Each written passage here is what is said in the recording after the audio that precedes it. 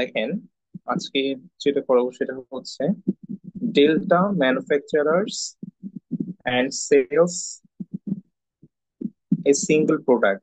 The company's sales and expenses for a recent month follows. Sales এর টাকা দেওয়া আছে 6 লক্ষ টাকা, যেখানে পার ইউনিটের ভ্যালু হচ্ছে 40 টাকা করে। আর টোটাল ভ্যারিয়েবল কস্ট দেওয়া আছে 4,20,000 টাকা, এবং ফিক্সড কস্ট দেওয়া আছে 1.5 লক্ষ টাকা। তো এখানে বোঝানোর মধ্যে কিছু নাই, সবটা আপনারা অলরেডি বুঝতে পারছেন।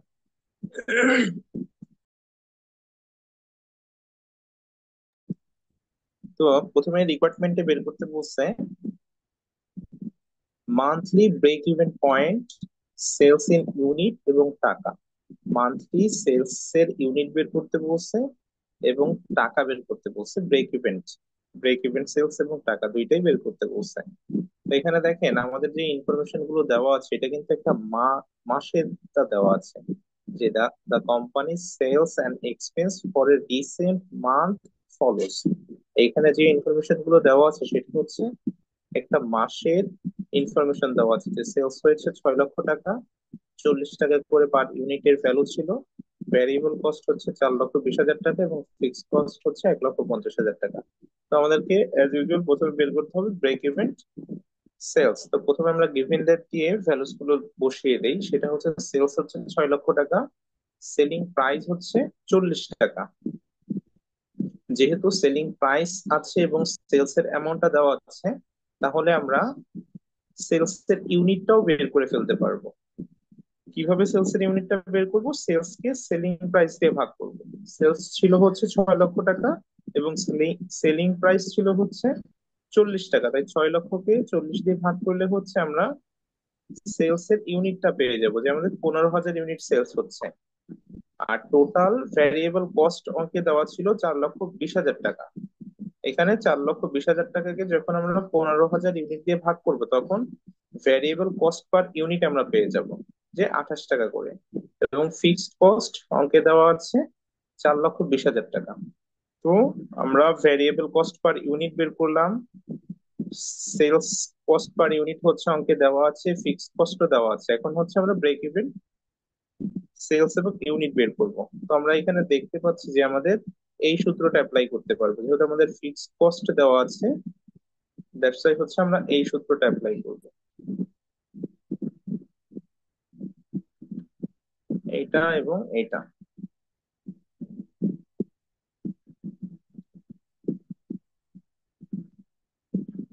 তো ওই অনুযায়ী আমরা জাস্ট ভ্যালুস গুলো বসিয়ে দিচ্ছি, যে ফিক্সড কস্ট হচ্ছে 1,50,000 টাকা, 1,50,000কে ভাগ করছি সেলস প্রাইস পার ইউনিট থেকে ভ্যারিয়েবল কস্ট পার ইউনিট বিয়োগ করে।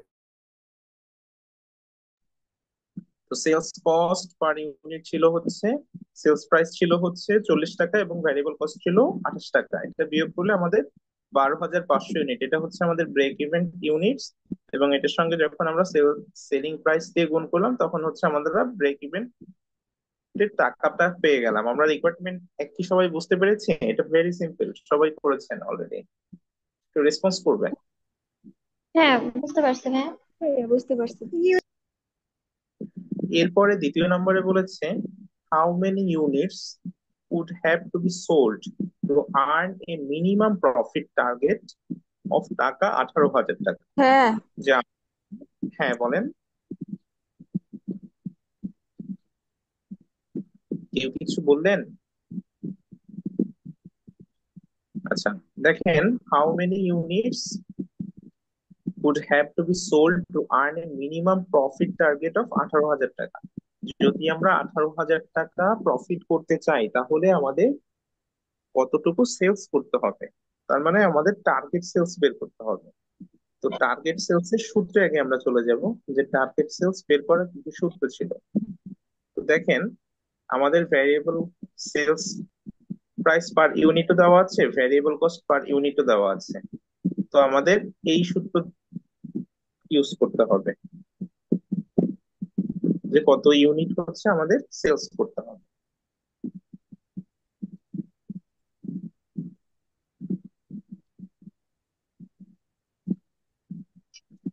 তো আমরা কি করলাম, ফিক্সড কস্ট প্লাস হচ্ছে ডিজায়ার্ড প্রফিট হচ্ছে 18,000 টাকা, আমরা ডিজায়ার্ড প্রফিট করতে চাচ্ছি। তো সেলিং প্রাইস পার ইউনিট ছিল হচ্ছে 40 টাকা এবং ভ্যারিয়েবল কস্ট হচ্ছে 28 টাকা। এটা জাস্ট ক্যালকুলেশন করে দিলেই হচ্ছে আমরা টার্গেটেড সেলস পেয়ে গেলাম।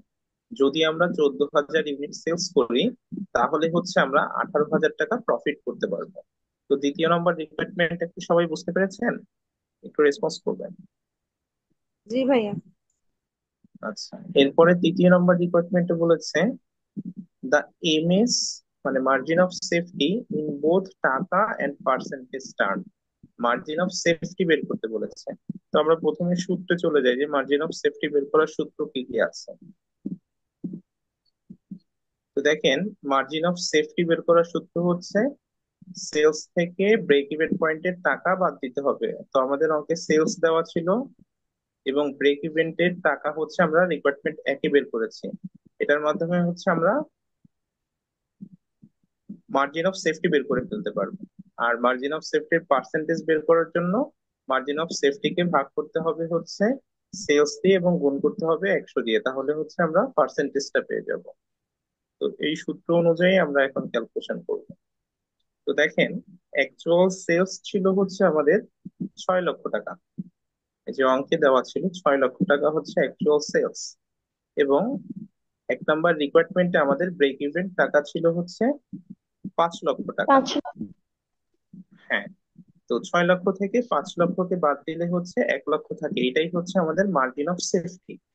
আর মার্জিন অফ সেফটির পার্সেন্টেজটা বের করতে হবে কি, মার্জিন অফ সেফটির টাকা ভাগ হচ্ছে সেলস এর টাকা। তো মার্জিন অফ সেফটি হয়েছে আমাদের 1 লক্ষ টাকা। 1 লক্ষকে ভাগ করলাম 6 লক্ষ দিয়ে এবং গুণ করলাম 100 দিয়ে, তাহলে 16.67% আসলো। আমরা কি রিকোয়ারমেন্ট সি এর ক্যালকুলেশনটা সবাই বুঝতে পেরেছি? একটু রেসপন্স করবেন। জি হ্যাঁ। ভাইয়া, বুঝতে আচ্ছা, পারছি। এবার হচ্ছে আমাদের এই অঙ্কটায় নতুন যেই ক্যালকুলেশন সেটা হচ্ছে CM ratio if monthly sales increase by 80,000 টাকা। সিএম রেশিও বের করতে হবে যদি আমাদের মান্থলি সেলস বেড়ে বেড়ে যায় 80,000 টাকা, বেড়ে বেড়ে যায়। আমাদের তো মান্থলি সেলস হচ্ছে 6 লক্ষ টাকা, যদি আরো 6 লাখ টাকা। 80,000 বেড়ে যায় তাহলে আমাদের সিএম রেশিওর পরিমাণটা কত হবে। তারপরে by how much would you expect monthly net income to increase, এবং যেহেতু সেলস বাড়ছে তার মানে আমাদের প্রফিটও বাড়বে। তো প্রফিটের কতটুকু অ্যামাউন্ট বাড়বে সেটা আমাদেরকে বের করতে বলেছে। যে যদি আমাদের সেলস এর টাকা 80,000 টাকা বেড়ে যায়, আমাদের সেলস হয়েছে 6 লক্ষ টাকা, যদি 6,80,000 টাকা সেলস হয় তাহলে হচ্ছে আমাদের সিএম রেশিও কত হবে এবং আমাদের প্রফিট কতটুকু বাড়ছে এটা ক্যালকুলেশন করতে হবে। তো আমরা রিকোয়ারমেন্টে চলে যাই। নিউ সেলস হচ্ছে 6 লক্ষ যোগ 80,000, 6,80,000 টাকা। আর new sales in unit, new sales in ইউনিটে বের করা হচ্ছে যে 6,80,000 টাকা যদি নিউ সেলস হয় তাহলে 6,80,000 টাকাকে সেলিং প্রাইস আমাদের অঙ্কে দেওয়া ছিল হচ্ছে 40 টাকা। তাই যদি 40 টাকা দিয়ে ভাগ করি তাহলে হচ্ছে আমরা নিউ সেলস এর ইউনিটটা পেয়ে যাব, যে 17,000 ইউনিটস হচ্ছে আমাদের নতুন সেলস হচ্ছে। আর নতুন সেলস অনুযায়ী হচ্ছে কিন্তু আমাদের ভ্যারিয়েবল কস্ট কিন্তু উৎপাদন যত বাড়বে ভ্যারিয়েবল কস্ট তত বৃদ্ধি পাবে। আমরা প্রথমে গিভেন দ্যাটে হচ্ছে ভ্যারিয়েবল কস্ট পার ইউনিট কিন্তু বের করে নিয়েছিলাম, যে ভ্যারিয়েবল কস্ট পার ইউনিট হচ্ছে 28 টাকা করে। তো ওই অনুযায়ী হচ্ছে আমরা আমাদের ভ্যারিয়েবল কস্টটাও বের করে ফেললাম যে 4,76,000 টাকা। অঙ্কে যেটা দেওয়া ছিল যে 4,20,000 টাকা, এটা ছিল হচ্ছে যখন 6 লক্ষ টাকা আমাদের সেলস হতো। আর এখন হচ্ছে আমাদের 80,000 টাকা বেশি সেলস হয়েছে, তাহলে আমাদের ভ্যারিয়েবল কস্ট বেড়ে বেড়ে গিয়েছে। ওই কারণে হচ্ছে হুম। আমরা এটা এটা বের করে নিউ ভ্যারিয়েবল কস্ট আসলো হচ্ছে 4,76,000 টাকা। এবার হচ্ছে আমাদের দেখতে হবে সিএম রেশিও বের করার সূত্র। তো আমরা প্রথমে সূত্রের পেজে চলে যাই। এই যে সিএম রেশিও বের করার সূত্র হচ্ছে CM by sales. CM by sales, CM মানে হচ্ছে কন্ট্রিবিউশন মার্জিন। তো কন্ট্রিবিউশন মার্জিন বের করতে হলে আগে আমাদের দেখতে হবে যে কন্ট্রিবিউশন মার্জিন আমরা কিভাবে বের করতে পারি। সেলস থেকে যখন আমরা ভ্যারিয়েবল কস্টটাকে বাদ দিই তখন হচ্ছে আমরা কন্ট্রিবিউশন মার্জিন বের করতে পারি। তাহলে এই দুইটা সূত্র হচ্ছে আমাদের এখন কাজে লাগবে। তো দেখেন, সিএম বাই হচ্ছে সেলস, তো সিএম এরটা এইখানে ডিরেক্টলি হচ্ছে ওই সূত্রটা ইউজ করে দিয়েছে। Sales minus variable cost. Sales আমরা বের করেছি 6,80,000 টাকা, ভ্যারিয়েবল কস্ট বের করেছি 4,76,000 টাকা। দুইটাকে বিয়োগ করলে হয় হচ্ছে 2,04,000 টাকা, এবং সেলস এর অ্যামাউন্টটা হচ্ছে 6,80,000 টাকা। এভাবে ক্যালকুলেশন করলে আমরা আমাদের সিএম রেশিওটা পেয়ে গেলাম 30%। আমরা কি সবাই সিএম রেশিওর ক্যালকুলেশনটা বুঝতে পেরেছি? একটু রেসপন্স করবেন। জি ভাইয়া। হ্যাঁ। জি ভাইয়া। এখানে মূলত বিষয়টা ছিল হচ্ছে যে সেলস যখন বৃদ্ধি পায়, সেলস এর সঙ্গে সঙ্গে কিন্তু ভ্যারিয়েবল কস্টটাও বৃদ্ধি পায়। কারণ আমাদের প্রশ্নে কিন্তু বলে দেওয়া ছিল যে টোটাল ভ্যারিয়েবল কস্ট 4,20,000 টাকা। এটা দেখে এটা ভাবা যাবে না যে সেলস বেড়ে যাক কিন্তু আমার ভ্যারিয়েবল কস্ট এই 4,20,000 টাকাই থাকবে, কারণ ভ্যারিয়েবল মানেই বোঝা যাচ্ছে যে ভ্যারিয়েবল মানে পরিবর্তনশীল। সেলস যত বাড়বে ভ্যারিয়েবল কস্ট তত বাড়বে। এখানে যদি 80,000 টাকা বৃদ্ধি করে যদি না বলতো যে 80,000 টাকা যদি সেলস কমে যেত, তাহলে কিন্তু ভ্যারিয়েবল কস্টটাও কমে যেত। বিষয়টা কি সবাই বুঝতে পেরেছেন? ভাইয়া যে যখন হ্যাঁ, ভ্যারিয়েবল, বুঝতে কি আমরা মাইনাস করতাম নাকি? হ্যাঁ, যখন আমাদের রিডিউস করতে বলতো তখন হচ্ছে আমরা মাইনাস করতাম। তখন আমাদের সেলস কমে যেত, 6 লক্ষ টাকা থেকে 80,000 টাকা কমে গেলে 5,20,000 টাকা হতো। তারপরে হ্যাঁ ভ্যারিয়েবল কস্টটাও বুঝছি। কমে, ওইভাবে করে ক্যালকুলেশনটা করতে হতো। এইটার কারণে হচ্ছে এই অঙ্কটা বোঝানো আপনাদেরকে। এবার হচ্ছে বের করতে বলেছিল, আমরা সিএম রেশিও বের করে ফেলেছি একটা, যে CM ratio if monthly sales increase by 80,000 টাকা। এরপরে বের করতে বলছে যে বাই হাউ মাচ পারি। Should you expect net income to increase. তো মান্থলি নিট ইনকাম আমার কতটুকু বৃদ্ধি পাবে। এবার হচ্ছে কি করতে হবে, আমাকে তাহলে প্রফিট বের করতে হবে। আচ্ছা, তাহলে প্রফিট বের করার সূত্র কি ছিল, আমরা আগে কিসে চলে যাব। এই যে সেলস মাইনাস হচ্ছে variable cost, minus fixed cost. Fixed cost. তো এবার দেখেন, net income before sales increase, এটা বের করা হচ্ছে যখন হচ্ছে আমাদের প্রশ্ন অনুযায়ী যেটা ছিল যে 6 লক্ষ টাকা ভ্যারিয়েবল কস্ট ছিল 4,20,000 টাকা এবং ফিক্সড কস্ট ছিল 1,50,000 টাকা। তখন আমাদের নিট প্রফিট ছিল হচ্ছে 30,000 টাকা। আর যখন আমাদের নিট ইনকাম আফটার সেলস, যখন হচ্ছে আমাদের সেলসটা বেড়ে গেল 6,80,000 টাকা হলো, ঠিক একই সঙ্গে ভ্যারিয়েবল কস্টটাও বেড়ে গেল, কিন্তু ফিক্সড কস্টটা ফিক্সডই থাকলো 1,50,000 টাকা। তো আলটিমেটলি হচ্ছে আমাদের ইনকামটা বেড়ে হয়ে গেল হচ্ছে 54,000 টাকা। এবার কতটুকু বাড়লো, সেই 54,000 টাকা দিয়ে যখন আমাদের সেলসটা অপরিবর্তিত ছিল থেকে বাদ দিবে, তাহলে 54,000 দিয়ে 30,000 টাকা বাদ দিলাম, তাহলে থাকে হচ্ছে আমাদের 24 টাকা। আচ্ছা, একটু 2 মিনিট একটু সময় নেবেন, আমি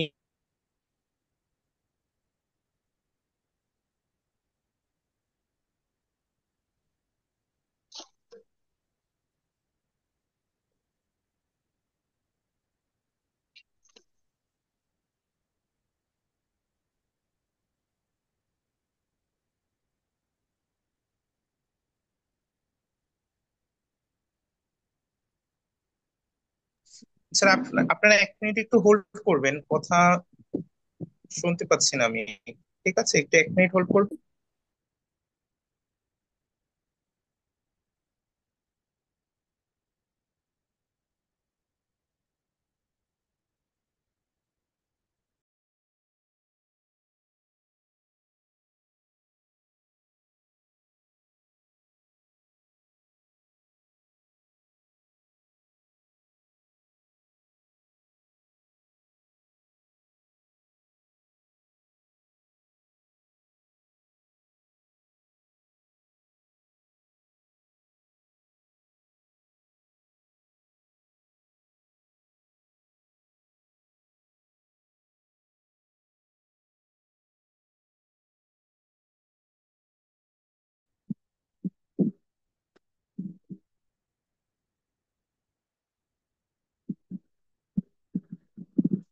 সবাই কি আমাকে শুনতে পাচ্ছেন ক্লিয়ারলি? একটু রেসপন্স করবেন। জি হ্যাঁ শুনতে ভাইয়া। পাচ্ছি ভাইয়া। আচ্ছা, আচ্ছা, তাহলে দেখেন এখানে তাহলে আমাদেরকে এখন ক্যালকুলেশন করতে বলছিল যে আমাদের প্রফিট কতটুকু বৃদ্ধি পাবে। তো আমাদের যখন হচ্ছে সেলস অপরিবর্তিত ছিল তখন হচ্ছে আমাদের প্রফিট ছিল 30,000 টাকা। আর যখন সেলসটাকে বৃদ্ধি করা হলো 80,000 টাকাতে, তখন আমাদের প্রফিট বেড়ে দাঁড়ালো 54,000 টাকা। তো আমাদের মান্থলি নিট ইনকাম ইনক্রিজ হয়েছে 54,000 বিয়োগ হচ্ছে 30,000 টাকা। তাহলে আমাদের মান্থলি ইনকাম বৃদ্ধি পেয়েছে অনলি 24,000 টাকা। তো আমাদের ক্যালকুলেশনটা হচ্ছে এখানে শেষ হলো। তো দেখেন তো এই 2 নম্বর ডিপার্টমেন্টটা সবাই বুঝতে পেরেছেন কিনা? এটাই হচ্ছে আজকের জন্য আপনাদের নতুন একটা ক্যালকুলেশন ছিল। ডি ভাইয়া নাম্বারটা ওই বুঝতে ডি পারেন? নাম্বারে ওই ডি নাম্বারে প্রথমে আরেকটু বুঝাই দেন, আমি বুঝতে পারিনি ভালো। ডি নাম্বারের প্রথমটা ভালো করে বুঝতে পারেন নাই, আচ্ছা দেখেন। তাহলে আমাদের প্রথমে দেখতে হবে যে ডি নাম্বারের প্রশ্নে কি বলেছে, যে সিএম রেশিও বের করতে বলছে। CM ratio if monthly sales increase by টাকা 80,000 টাকা। যদি আমাদের 80,000 টাকা সেলস ইনক্রিজ হয়, তাহলে আমাদের সিএম রেশিওটা কত হবে সেটা বের করতে বলছে। তাহলে আমরা আগে চলে যাব যে সূত্রে, যে সিএম রেশিও কিভাবে বের করে। তো দেখেন, আমরা প্রথমে সিএম রেশিও বের করার সূত্রে চলে যাই। তো সিএম রেশিও বের করার সূত্র হচ্ছে সিএম বাই সেলস। তো সিএম মানে হচ্ছে কন্ট্রিবিউশন মার্জিন, আর সেলস মানে তো আমরা জানি। এখন এই কন্ট্রিবিউশন মার্জিন কিভাবে বের করতে হবে সেটা আগে আমাদেরকে দেখতে হবে।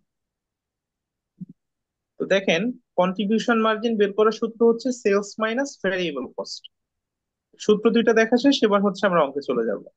অঙ্কে দেখেন, নিউ সেলস আগে ছিল হচ্ছে 6 লক্ষ টাকা, প্রশ্নে দেওয়া ছিল 6 লক্ষ টাকা। আর এখন বলছে 80,000 টাকা সেলস বৃদ্ধি পাবে। তো সেলস বৃদ্ধি পেলে এখন নতুন সেলস হচ্ছে 6,80,000 টাকা। আর নিউ সেলস ইন ইউনিট, যেহেতু 6,80,000 টাকা বিক্রি হয়েছে, তার মানে কি ইউনিটস আরো বেশি সেল হয়েছে। কারণ সেলিং প্রাইসটা তো ফিক্সড ছিল, অঙ্কে বলে দিয়েছিল যে সেলিং প্রাইস হচ্ছে 40 টাকা করে। তো যখন আমাদের সেলসটা বৃদ্ধি পেলো, তার মানে আমাদের বেশি ইউনিট সেলস হয়েছে। তো কতটুকু ইউনিট সেলস হয়েছে সেটা আগে আমরা বের করলাম, যে 6,80,000 টাকাকে 40 দিয়ে ভাগ করলাম, তাহলে হচ্ছে আমাদের ইউনিটটা পেয়ে গেলাম যে কত হাজার ইউনিট বিক্রি হয়েছে। তাহলে 17,000 ইউনিট বিক্রি হয়েছে। তো 17,000 ইউনিট অনুযায়ী হচ্ছে আমাদের ভ্যারিয়েবল কস্টটাও বের করতে হবে। তো ভ্যারিয়েবল কস্ট বের করার সূত্র ছিল কি, যে ভ্যারিয়েবল কস্ট ইনটু ভ্যারিয়েবল কস্টের প্রাইস দিয়ে গুণ করে দিলে হচ্ছে আমাদের ভ্যারিয়েবল কস্টটা বের হয়ে যাবে।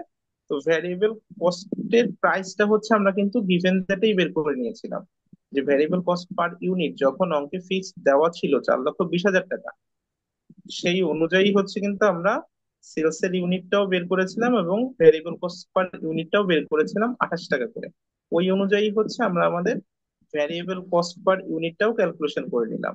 তো আমাদের নিউ সেলস হচ্ছে 6,80,000 টাকা, আর নিউ ভ্যারিয়েবল কস্ট হচ্ছে 4,76,000 টাকা। তো আমরা সিএম রেশিওর সূত্র অনুযায়ী বসিয়ে দিলাম, সেলস মাইনাস ভ্যারিয়েবল কস্ট 6,80,000 টাকা বিয়োগ হচ্ছে 4,76,000 টাকা, বাই হচ্ছে সেলস 6,80,000 টাকা। এবার এটা ক্যালকুলেশন করে দিলে 30% হয়ে যায়। আপনি কি বিষয়টা বুঝতে পেরেছেন যে প্রশ্ন করেছিলেন হ্যাঁ ভাইয়া, আপু? এবার বুঝতে পারছি।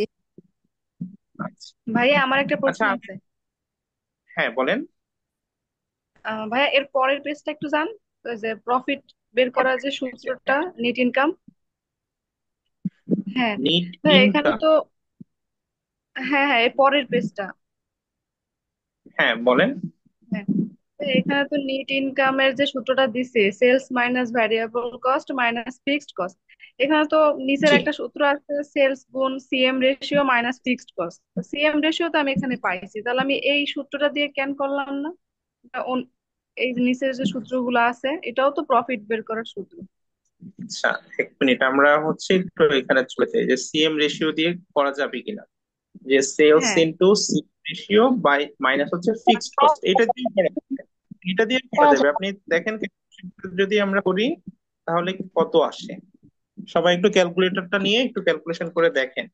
আমাদের সিএম রেশিও এটা হয়েছে তো থার্টি হচ্ছে পার্সেন্ট আফটার সেলস ইনক্রিজের জন্য হবে এইটা, আর উপরেটা তো তাহলে আমরা ওই মনে হয় মানে না, ডিফারেন্ট করতে দুইটাতেই পারবো সেম, না। দুইটাতেই সেম থাকবে দেখেন।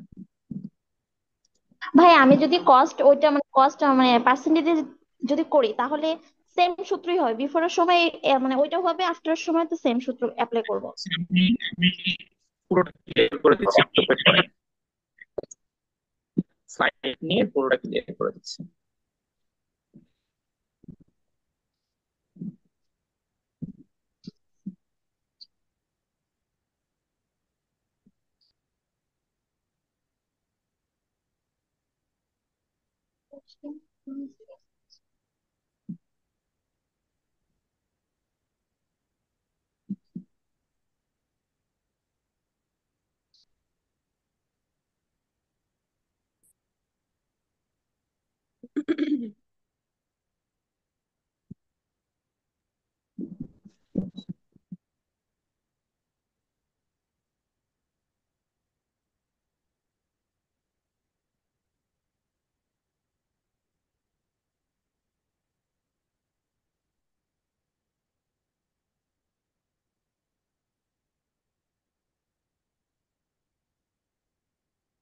হ্যাঁ, কি আসে?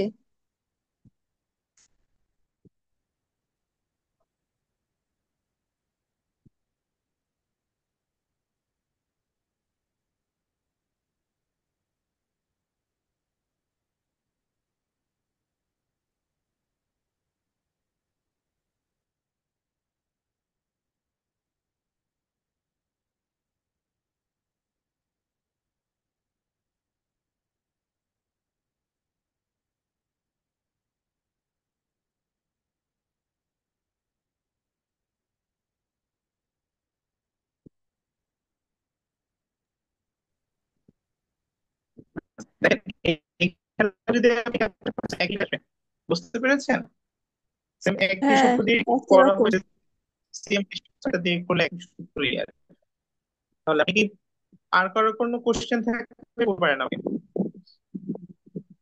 না ভাইয়া, এইটাই প্রশ্ন সবাই ছিল যে আসলে নিচের সূত্রটা দিয়ে করতে পারবো কিনা বা সমস্যা হবে কিনা, তাই আর কি। এখন বুঝতে পারছি ভাই। আপনার কাছে ইনফরমেশন থাকে তাহলে ওই অনুযায়ী হচ্ছে আপনি সূত্র করতে পারবেন। জি ভাইয়া, ঠিক আছে। আচ্ছা, তাহলে আজকের এইচডব্লিউ টা দেখেন সবাই, এটা হচ্ছে আপনাদের এইচডব্লিউ থাকবে। উম,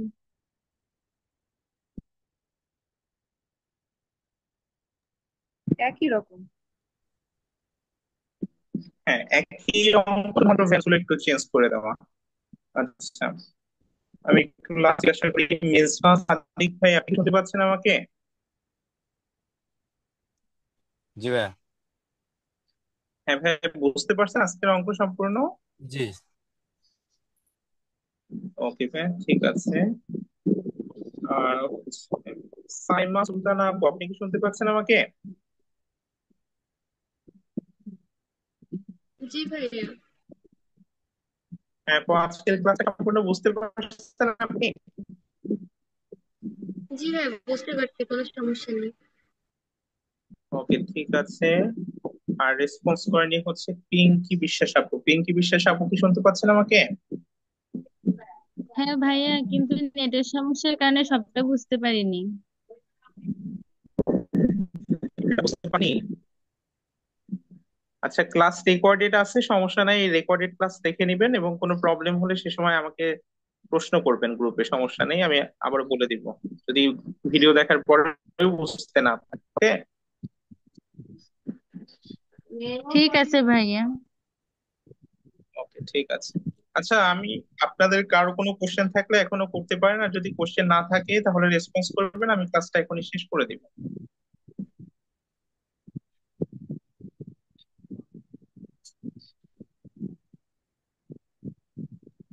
না ভাইয়া, কোনো প্রশ্ন নেই। আচ্ছা, ঠিক আছে, তাহলে আজকের ক্লাসটা এখানেই শেষ করে দিচ্ছি। আপনাদের সবাইকে থ্যাংক ইউ। আর এটার মাধ্যমেই কিন্তু আজকের এই চ্যাপ্টারটা শেষ হয়ে যাচ্ছে, এরপর থেকে কিন্তু নতুন অঙ্ক করানো শুরু করা হবে নেক্সট ক্লাস থেকে। ওকে।